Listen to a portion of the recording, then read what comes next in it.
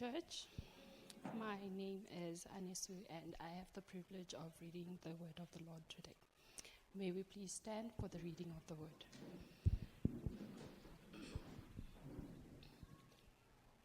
I will be reading from 1 Kings 17 verse 1 to 24. Okay. The title reads, Elijah announces famine. Now Elijah the Tishbite from the Gilead settlers said to Ahab, As the Lord God of Israel lives, in whose presence I stand, there will be no dew or rain during these years, except by my command. Then the word of the Lord came to him, Leave here and turn eastward, and hide at the Wadi Kerith, where it enters the Jordan. You are to drink from the Wadi. I have commanded the ravens to provide for you there. So he proceeded to do what the Lord commanded. Elijah left and lived at the Wadi Kerith, where it enters the Jordan. The ravens kept bringing him bread and meat in the morning and in the evening, and he would drink from the Wadi. After a while, the Wadi dried up, because there had been no rain in the land. Then the word of the Lord came to him, Get up and go to Zarephath, that belongs to Sidon, and stay there. Look, I have commanded a woman who is a widow to provide for you there. So Elijah got up and went to Zarephath. When he arrived at the city gate, there was a widow gathering wood. Elijah called to her and said, Please bring me a little water in a cup and let me drink. As she went to get it, he called to her and said, Please bring me a piece of bread in your hand. But she said, As the Lord your God lives, I don't have anything baked, only a handful of flour in the jar and a bit of oil in the jug. Just now, I am gathering a couple of sticks in order to go prepare it for myself and my son, so we can eat it and die. Then Elijah said to her, Don't be afraid. Go and do as you have said. But first, make me a little loaf from it and bring it out to me. Afterwards, you may make some for yourself and your son. For this is what the Lord God of Israel says. The flour jar will not become empty, and the oil jug will not run dry until the day the Lord sends rain on the surface of the land. So she proceeded to do according to the word of Elijah. Then the woman, Elijah, and her household ate for many days. The flour jar did not become empty, and the oil jug did not run dry, according to the word of the Lord he had spoken through Elijah. After this, the son of the woman who owned the house became ill. His illness got worse until he stopped breathing.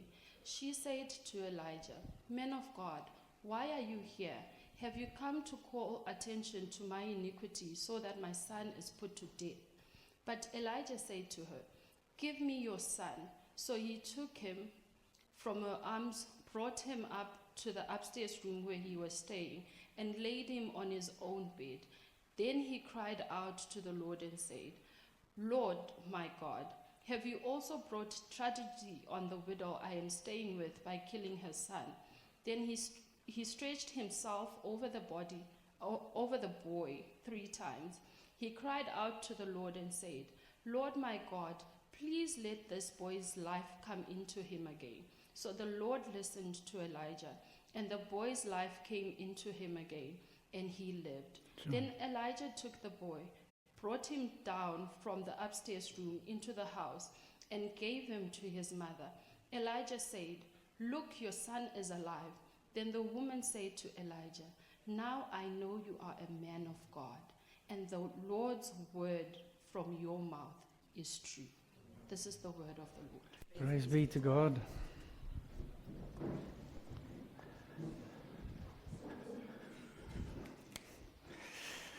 Now, fam, let's be honest. What a crazy chapter. He makes a statement. Then he goes all out on his own. Then it looks like he's going to die, but he doesn't. And then he goes to someone's house who says, we're going to die. But then they don't. But then the boy does die. But then he comes alive again. Welcome to Elijah. What a crazy story, fam. We are going to study the life of Elijah for the next 4 weeks. We're going to learn a lot from the life of this man of God. Now, we are in 1 Kings, chapter 17 is where his story starts. So I need to just bring you up to speed about where we are in the story of the Bible. Okay, so let's start here. It's important to know that through King David, Israel became a formidable kingdom. Unified, prosperous, a force to be reckoned with. And King David also received the promise in 2 Samuel chapter 7 that a king from his line will reign as Messiah and will sit on the throne forever.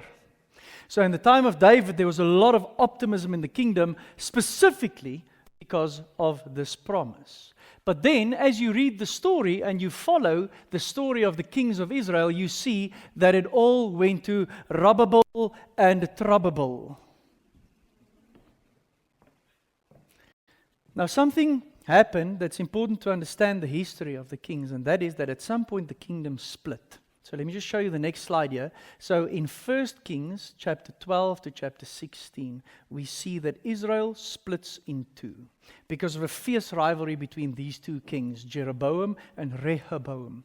And then the northern kingdom established themselves, and then they said, between Dan up north and Bethel, we will build our own temple, and Samaria will be our capital.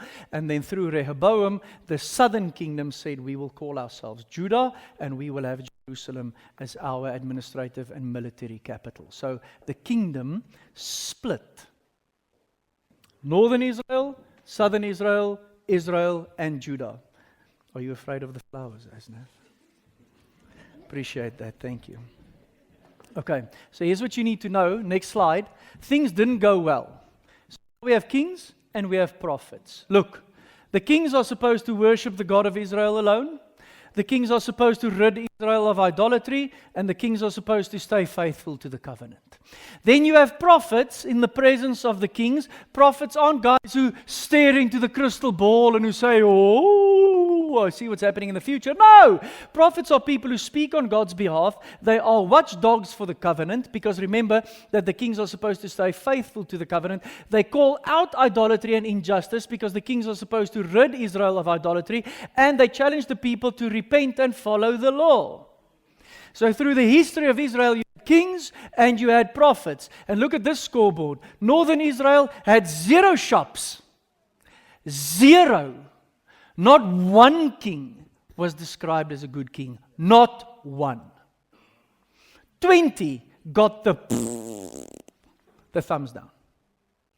In the southern kingdom, went a little bit better, but they still failed. And even in South African standards, they still failed. You know what I mean? In terms of pass mark. So 8 kings were right, 12 kings were terrible. So at this point in history, when Elijah came onto the scene, the northern kingdom had seen 200 years of corruption under 19 consecutive evil kings. And at the moment, Ahab is king.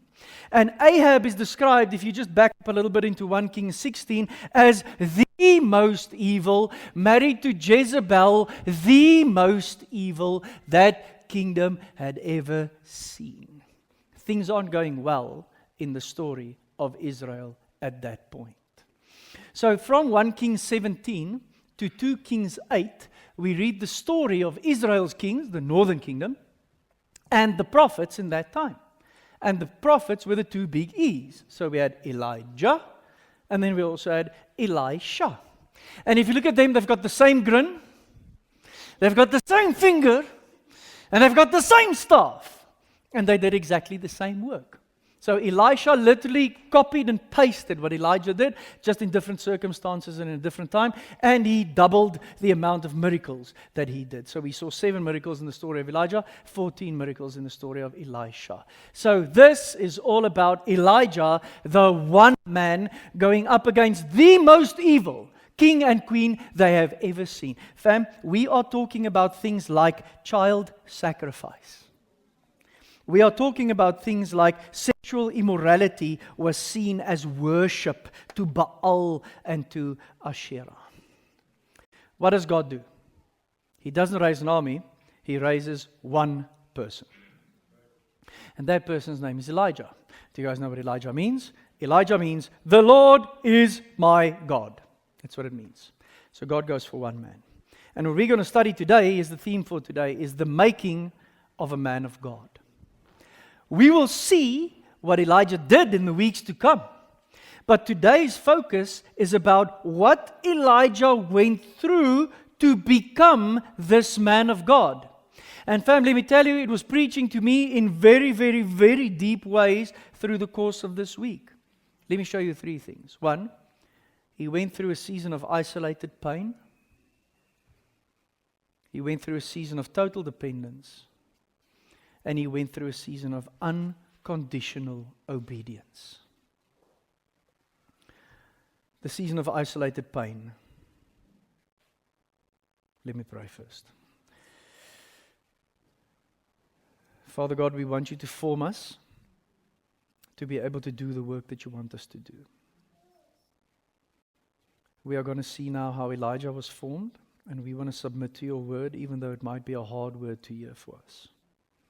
Naturally, Lord Jesus, we don't like words like isolated pain, total dependence, and unconditional obedience, but if that's what you call us to, we'll do it. So speak to us, Jesus, we pray. Amen. Okay, so here's what we're going to do. We're going to walk through all 24 verses, highlight by highlight. First one, Elijah the Tishbite. That's all we know of him. And we know he comes from a group of people called the Gilead settlers. And we know that he spoke to Ahab, the most evil king in the history of Israel. And here's what he said: there will be no dew or rain during these years except by my command. That's it. Do you guys know what that means? You are all gonna die. Because without rain, an agrarian society or an agricultural society has got nothing. You guys think the price of Brent crude oil is a challenge. Elijah literally sticks his finger in the face of the king and says, you're all going to die because it's not going to rain. Now remember, that king trusts Baal, the king of the god of fertility. The one who's supposed to bring the rain. The one who's supposed to bring the crops.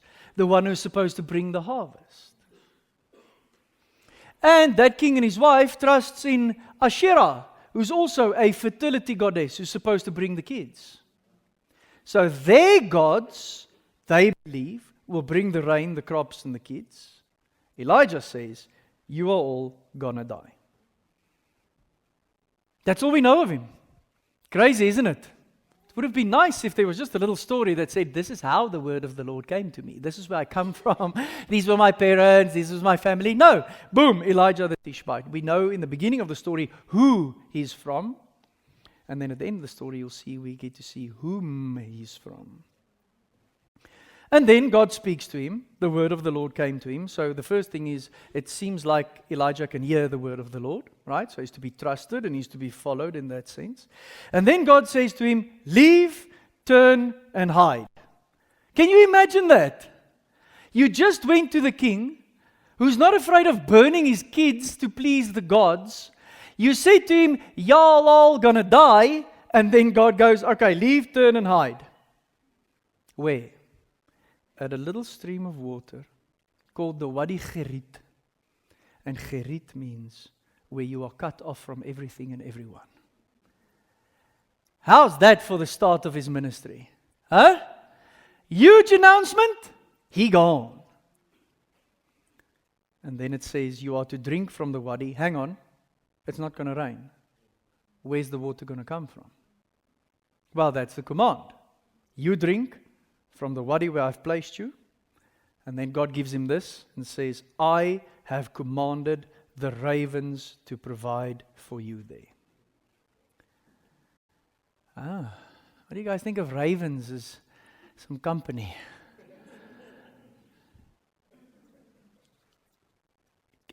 Can we just for a minute imagine what it must have been like to be there? So you are at a stream of water. The stream will dry up at some point if there's no rain coming.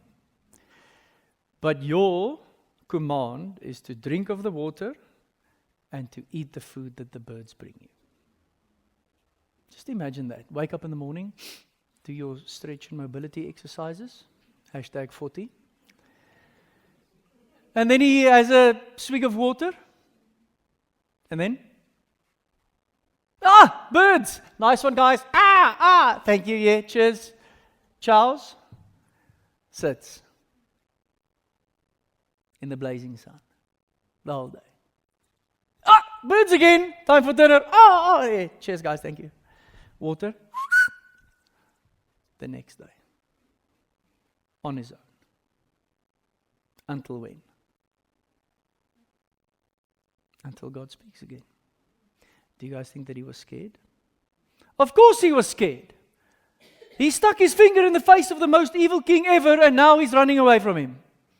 Sitting at a stream that he doesn't know when it is going to dry up. I wish we had his diary. It would have been great to have his journal. Huh? Can you imagine? The unabridged journal of the prophet Elijah at the Wadi Cherit. I think that would make for some good reading. What did he say to God? What did he pray about? What did God say to him? We don't know, but we know that God can hear his voice. They can hear God's voice. So it's clear that God was doing something in him in this time of isolation. Listen to me, fam. 21 years of following Jesus and 19 years of public ministry has taught me this. God humbles you privately before he uses you publicly. Listen to me. Private victory always precedes public victory. And private failure always precedes public failure. You will never succeed and be victorious publicly if you don't succeed and you are victorious privately. And it's privately where you are faced with everything you are, everything you've done, and everything that the gospel calls you to. It's privately where you do the hard work of character formation and honesty before the face of our Almighty God so that he can use you publicly.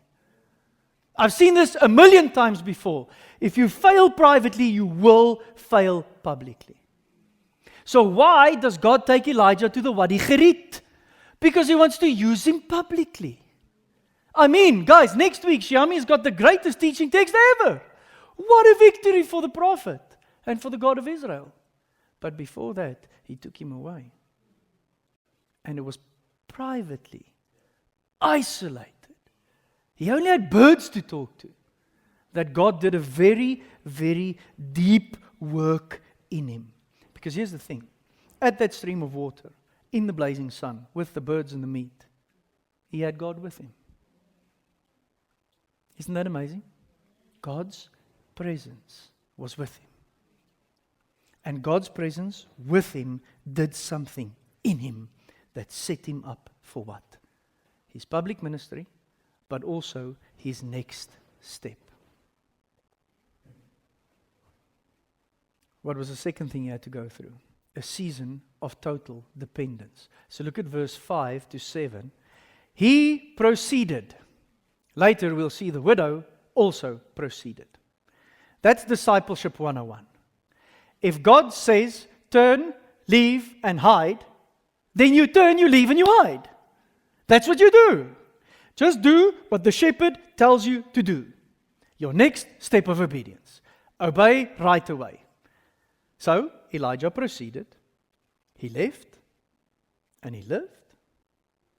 The ravens kept bringing, morning and evening, and he would drink. Totally dependent. Here's the crazy thing about that section of Elijah's story, is God did not bring him more than he needed. But God brought him exactly what he needed. Whew. Fam, that'll preach. That's a hard position to be in as a follower of Jesus. Because we thrive on more. And we find safety in more. And we say things like, give us today our daily bread, while you have a fridge and a freezer full of food that could last you 4 weeks. Until God strips you down to a place where you really only have today. So that's what he did with Elijah. Is he took him to an isolated place, and in that place, he taught him total dependence. Look, fam, I've been following Jesus for 21 years, but let me tell you, if I sat next to that wadi, I would have watched the source of that stream the whole day. Because it's not raining, and it's super hot, and the water's going to dry up, and every movement through the course of the day, I would have thought, is that the birds? Is that the birds? And maybe just today, the birds come 5 minutes later than yesterday, and then I go, is the birds coming? I'm so hungry. They came all the previous days, but they might not come tonight. Is it just me? Am I the only weak disciple in this room? Do you guys know the feeling? But God teaches him 100% total dependence by giving him strength for the day that he feels weak, by giving him comfort for the day when he feels fearful. God doesn't give us a week's supply. And I think when what we used to trust is taken away from us, that's where we find God's faithfulness. That's when we find God's faithfulness. So Elijah had to go through a season of isolated pain. He had to go through a season of total dependence.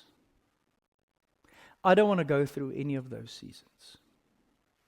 But I know that if I'm not going to go through any of those seasons ever, God simply won't make me into the person that I'm supposed to be. So, I get to choose. Do I want to become privately so that God can use me publicly? Or do I want to keep on skipping the hard stuff about following Him and never actually fulfill the purposes that He has for me?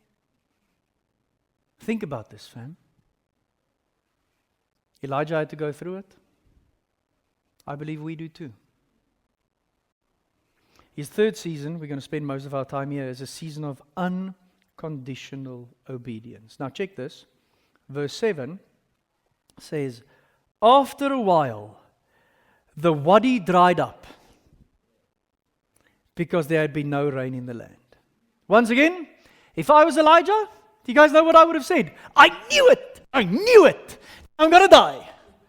I came to sit here for so long, drinking the water and chowing the food of the birds, and I'm going to die anyway. And then verse 8.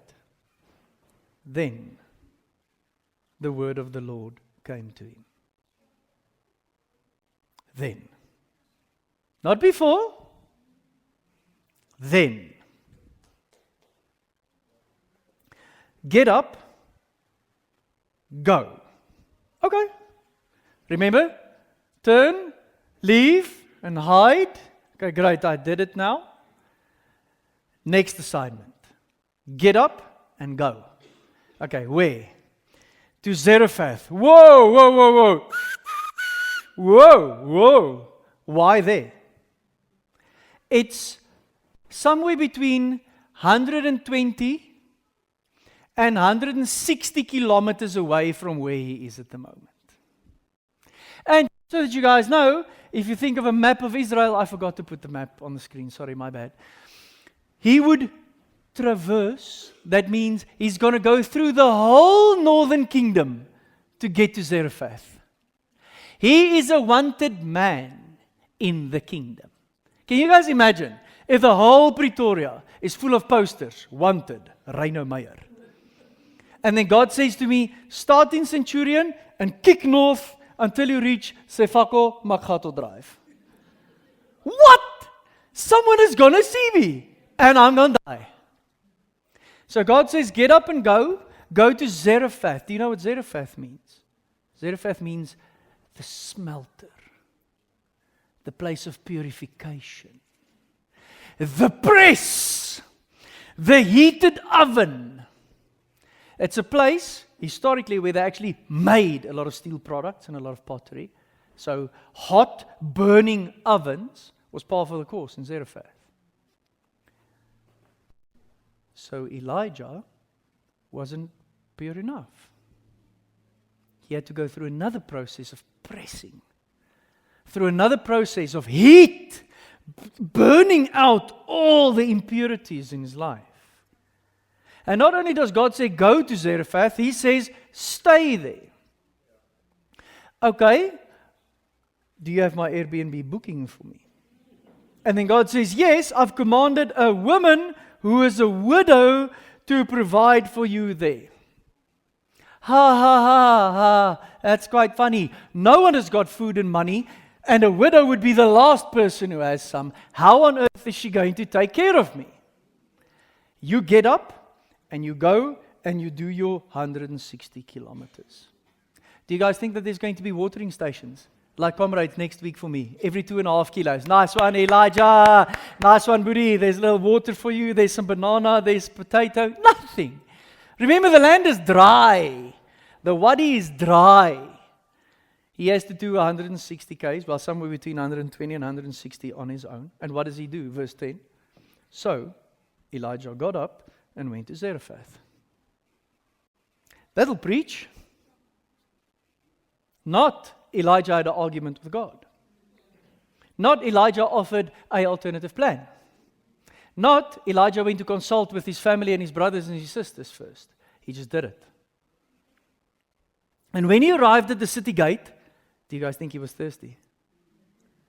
Do you think he was hungry? The brother was spent.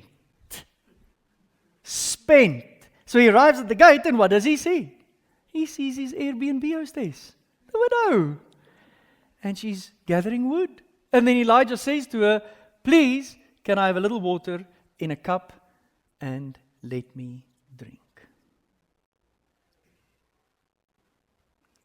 Can you see in the story of Elijah that God guided him by the thing that God did not provide? There's no more water at the wadi. That's your signal. I'm going to take you to a new place with water. So I'm taking something away from you first, and then I'll lead you to the next thing. And then that next thing, you'll get the very thing you need. So God causes the brook to dry up, the little wadi to dry up, to give him the courage to leave. Because what if the wadi didn't dry up? Elijah probably would have stayed and said, well, at least there's water here and there's ravens. But then God goes, yeah, so that's all done now. We're going to move on to the next thing. And then he reaches the widow. Look at verse 11 to 12. Then he says to the widow, cheers for the water, really appreciate that. And then he says, can I please get a piece of bread in your hand? Or please bring me a piece of bread in your hand. And then she says, I don't have anything baked. And then she says, I was about to go and bake, but that's going to be my last, so we're going to eat it and die. Very depressing. Very depressing. Can you imagine? How would you rate your hostess on Airbnb? Wow, kind of a Debbie Downer, this woman, you know. The moment I arrived, she said she's going to eat and die. But now look at Elijah. Elijah said to her, don't be afraid. And then he gives the instructions. He says, make me bread, and then afterwards make you and yourself some bread. Is it because he's selfish? Because he's being an alpha male, or because he's hungry? No. Look at verse 14. Because Elijah has the word of the God of Israel with him. And he's got faith. Remember, speak to the king, God's word. Go and hide, God's word. I'll give you food, God's word. Get up and go, God's word. This brother is busy living according to the word of God, doing what he says. And now he says to the widow, I carry something with me called the word of the Lord of Israel, and that Lord says, will not and will not. Can you see those two highlights? Will not and will not until the day the Lord decides. That's submission. And that's trust. And that's truth. And then look at her reaction in verse 15. So she proceeded. Oh, fam, if we could only take that from today's sermon. If God says something to you, proceed. How amazing would it be if we get together in our ECU groups and we testify that God said something to me and then I proceeded. How amazing would it be if God speaks to a couple as they pray together and they say, let's proceed? Because that's what Elijah did. And now he brings great hope and great promise to this widow, and then she proceeds. And just look at the result at the end of verse 15. The woman, Elijah, and her household ate for many days. God keeps His promises. He simply does not fail. He's not a man that He should lie. Do we trust His promises or don't we? Look at verse 16. Do you remember? In verse 14 it said, will not and will not. Look at the story in verse 16. Did not and did not. According to the word of the Lord. Fam, but for us, we believe in what we call the doctrine of sovereignty. We believe that nothing happens outside of God's will. So if it happens, it's destined by His word. And if it doesn't, then it's destined by His word. It will not, it did not, and it did not. For many days. Okay. Unconditional obedience. Things are going well. Woo! Turning point. Look at verse 17. The son became ill. He stopped breathing. He died. And now the woman speaks to Elijah. Now look what she calls him. Man of God. In the beginning of the chapter, Elijah was called Elijah the Tishbite. Something happened to Elijah between that moment and now. And now he's called the man of God. And now this woman is asking him a question. He doesn't know how to answer her. The only thing he says to her is, give me your son. And he takes her and he goes upstairs and he puts the son on his bed. Do you guys think that Elijah knew what to do? I would like to humbly submit it to you that he didn't. He had no idea. And look at verse 20. Then he cried out to the Lord and said. Now look, just for dramatic effect, I'm going to switch off my microphone. And I'm going to cry out to the Lord in the way I think Elijah cried out to the Lord. Because I think we need to feel it and we need to hear it. Because this brother is real. So he puts the kid down and he says,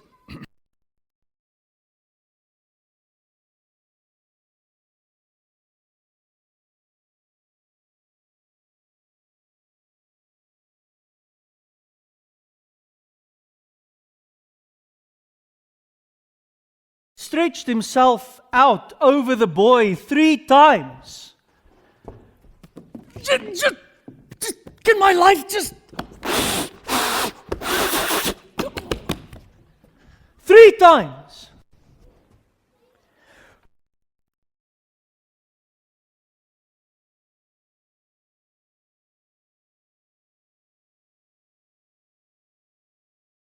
Wasn't a sanitized little, Lord my God, please let this boy's life come back into him again.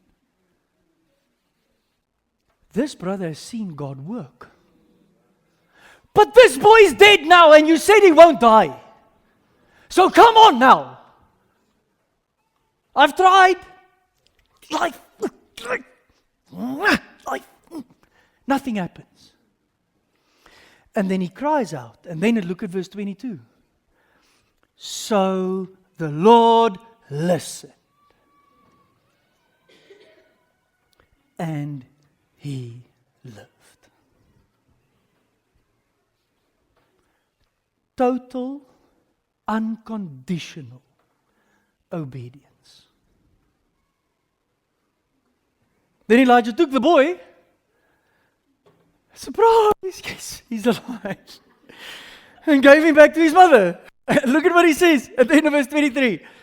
Look, your son is alive. Huh? Ta-da! Sorry for the shouting in the house. You know, I know it was kind of dramatic and maybe even slightly traumatizing for you. But hey, look, he's back. And now she says, now I know you are a man of God. And the Lord's word from your mouth is true. isolated pain,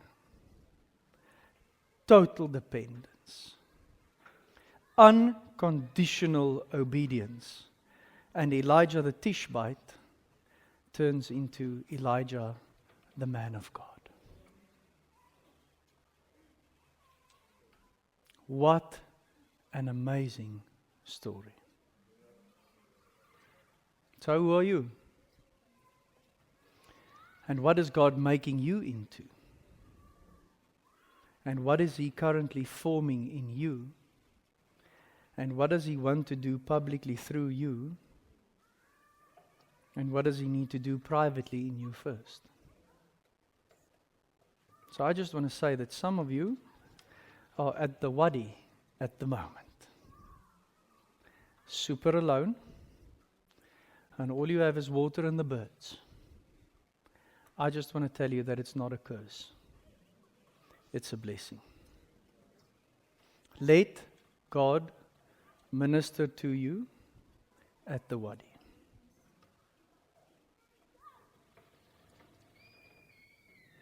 I believe that sometimes God allows us to get so low that we have nowhere to go but to look up to Him.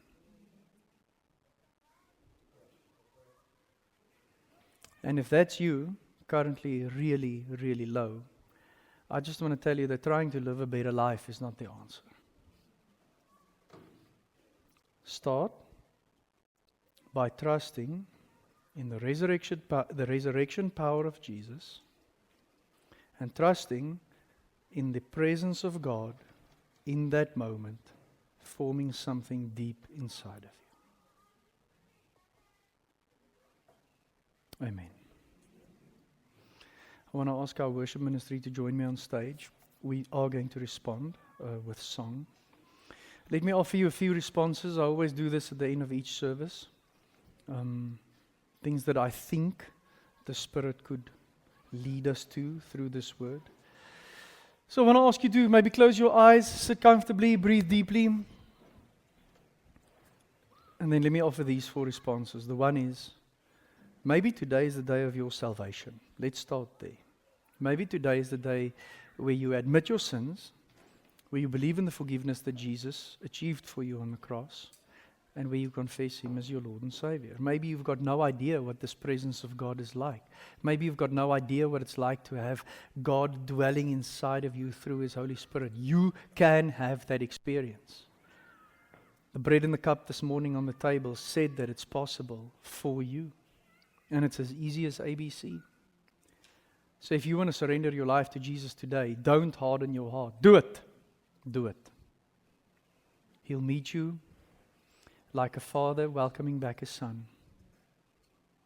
He'll be glad about you. He'll cover your sins. He'll give you a new robe, a new ring, and new sandals. And your life will forever be changed. I also think that maybe a good response to this word today is, God, teach me patience. Maybe some of you are in this season of isolated pain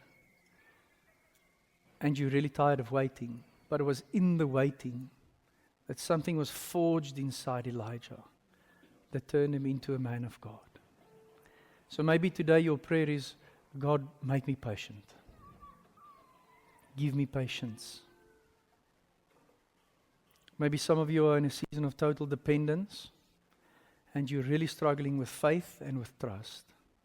Then pray for that now. Ask the Holy Spirit to strengthen your faith. Repent from your anxiety and your distrust and confess again that you trust God and Him alone. And maybe some of us just struggle to be obedient because we're scared. Maybe today, your prayer is, give me the courage, give me the power, and give me the go. If any of those resonate with you, I want to invite you to open up your palms as a sign of receiving. I want to pray for you. Lord Jesus, we thank you that you always answer the prayer of salvation. And that it doesn't matter who we are and where we've been and what we've done. you always, always, always welcome a repentant sinner with open arms. Thank you that you bring us from death to life and from darkness to light. Thank you that you paid it all for us. Lord Jesus, we confess that we are impatient. We hate waiting. But if the story of Elijah is true, and we believe it is, then it was in the waiting that the formation happened. So teach us patience, we pray. Form that through us, or in us through your Holy Spirit. We struggle to trust you. We're sorry that we struggle to trust you, because we know that you're a good Father, knowing exactly what we need. But give us faith, Lord Jesus, and help us to trust you more. Fill us up with courage. Empower us by your Holy Spirit to go and to be obedient. We truly do want to be like Elijah, and that is to be unconditionally obedient to you through every step that you ask us to take. Have your way in us, Lord Jesus, we pray. Amen.